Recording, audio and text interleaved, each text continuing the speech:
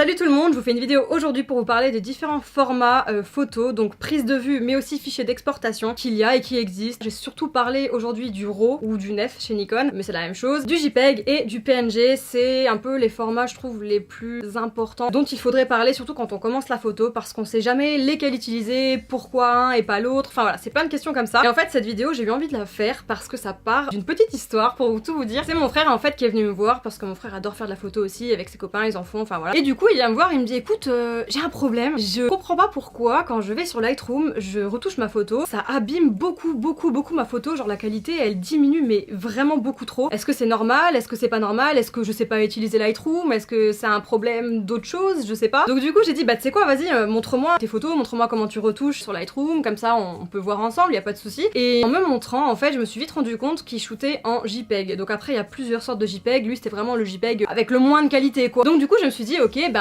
je vais t'expliquer en fait, il faut pas shooter en JPEG, il faut shooter en RAW. Et il me dit ah bon mais qu'est-ce que c'est le RAW machin, bon bref ça part de tout ça et du coup je me suis dit ok donc je vais lui expliquer, donc je lui ai expliqué à lui et ses potes. Mais aussi du coup je me suis dit pourquoi pas faire une vidéo là-dessus parce que c'est vrai que c'est une question quand même assez récurrente, surtout quand tu commences, tu sais pas trop vers quoi t'orienter, tu te poses des questions. Donc ouais voilà, j'aimerais bien répondre à ces questions pour les gens qui se les posent et j'espère que ça vous aidera en tout cas. Donc voilà, bah c'est parti. Cette vidéo elle va se découper en deux parties. Première partie ça va être celle-ci, ça va être clairement en quel format il faut se mettre pour la prise de vue, donc au moment du shoot. C'est clairement une question qu'on peut se poser quand on débute. Alors pour moi c'est très simple. Si tu veux faire de la photo basique ou que c'est pas important, que tu vas mettre ça sur Facebook, que tu vas pas forcément la retravailler ou la retoucher, tu peux clairement shooter en JPEG. Après mets-toi quand même dans la plus haute qualité du JPEG. Généralement c'est décliné en 3 formats différents, plus ou moins lourd, plus ou moins qualitatif. Après si vraiment tu veux shooter dans le but de retravailler ta photo, de la retoucher, peut-être même de la développer ou de l'exporter sur un réseau social ou sur quelque chose où ta photo reste en bonne qualité, je te conseille quand même de shooter en RAW. Pour moi de toute façon je trouve que le RAW c'est le mieux hein, donc ou NEF pour Nikon, voilà moi je suis chez Nikon donc c'est du NEF mais c'est exactement la même chose. En fait ce format là si vous voulez c'est un format très lourd déjà faut savoir, mais justement il est lourd pour plusieurs choses parce que c'est un format qui va être fait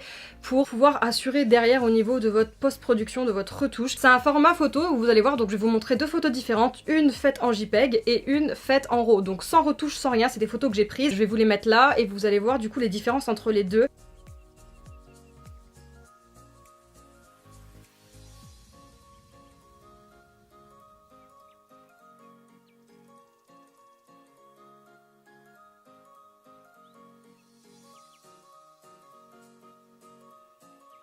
Donc l'avantage du RAW qui est différent du JPEG, c'est que quand vous allez travailler, donc ça dépend de quel logiciel, moi j'en utilise deux, c'est Photoshop et Lightroom, il y en a d'autres qui sont très bien aussi que je connais pas très bien, mais en tout cas pour ce qui est de Photoshop par exemple, quand vous allez ouvrir un fichier RAW dans Photoshop, vous allez voir tout de suite il y a un menu qui va s'ouvrir, une fenêtre, justement c'est une fenêtre de pré-réglage avant d'aller dans le vrai menu de Photoshop et pouvoir tout retoucher dans le détail. Vous avez donc la base, ça veut dire que vous pouvez rattraper votre photo si par exemple elle a été mal exposée. Donc vos tons clairs vous pouvez les baisser, vous rattraper un petit peu, c'est trop sombre l'exposition pareil, les tons foncés, enfin vous pouvez vraiment tout gérer sans perte de qualité. Ça veut dire que ça c'est des pré-réglages, vous pouvez tout modifier et ensuite quand vous ouvrez Photoshop vous avez votre photo améliorée on va dire. Il y a d'autres logiciels aussi où vous avez ces paramètres là, retravailler une photo en RAW, et ben votre photo va être plus lourde, plus qualitative, donc moins de perte de qualité, vous pouvez vraiment retravailler et votre photo sera clean, sera très belle, alors que si vous commencez une retouche sur du JPEG, c'est pas forcément adapté pour un travail de post-production et du coup votre photo, la qualité, vous allez avoir une perte. Shooter en RAW c'est mieux, surtout si vous retravaillez votre photo, tout simplement.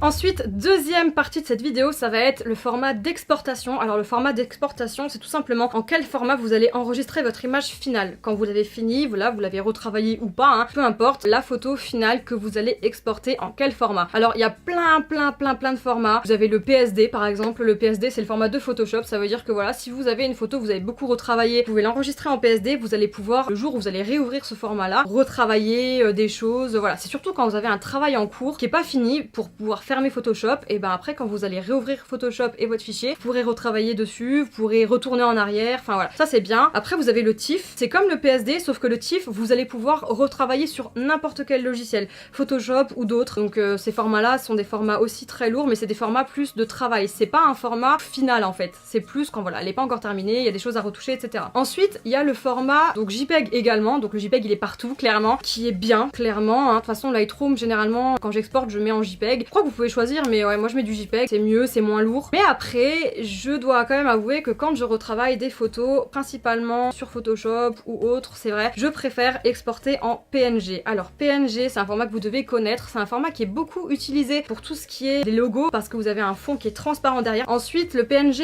est plus lourd que le JPEG parce que le PNG va être mieux dans le sens où la qualité est meilleure tout simplement. La photo va être plus nette si vous l'exportez en PNG, la photo va être plus lourde, oui c'est sûr, c'est un inconvénient, mais quand le fichier est de meilleure qualité c'est logique. Mais voilà, ça va être plus net, plus propre, je trouve le rendu plus propre, quelque chose de, je sais pas, quelque chose de bien plus joli à regarder que du JPEG, parce que le JPEG c'est pareil. Si vous prenez une photo en PNG et en JPEG, là vu de loin ça peut encore passer, on voit pas trop les différences, mais quand vous zoomez vous voyez des fois il y a des petites zones, on voit clairement que le PNG vous donne une image bien nette et au JPEG vous avez au niveau des pixels des petits changements, quelque chose de plus flou. Il faut vraiment regarder très minutieusement, mais on peut voir que c'est un peu, on perd en fait en netteté, en piqué, etc. Donc ouais, c'est vrai que c'est assez dommage. Après bon voilà, le JPEG c'est un format un petit peu d'image basique, c'est un petit peu celui-là qui est utilisé quasiment tout le temps par tout le monde. Mais voilà, pour moi honnêtement mes photos en tout cas je les exporte toujours en PNG, sauf sur Lightroom quand je fais des reportages ou voilà ce genre de choses. Je peux pas exporter 500 photos en PNG et les envoyer, c'est beaucoup trop lourd. Donc voilà, je les exporte en JPEG. Pour ce genre de choses, voilà, c'est quasiment pareil. C'est sûr qu'après pour un shooting photo, du mariage ou ce genre de choses, oui je vais exporter en PNG car la qualité sera nettement meilleure et on aura beaucoup plus d'honnêteté, ce sera beaucoup plus agréable à regarder. Donc voilà, pour conclure, c'est très simple. Moi je shoot en RAW et au niveau de l'exportation, je vous conseille fortement d'exporter en PNG si vraiment c'est des photos de mariage ou de choses importantes, de shooting,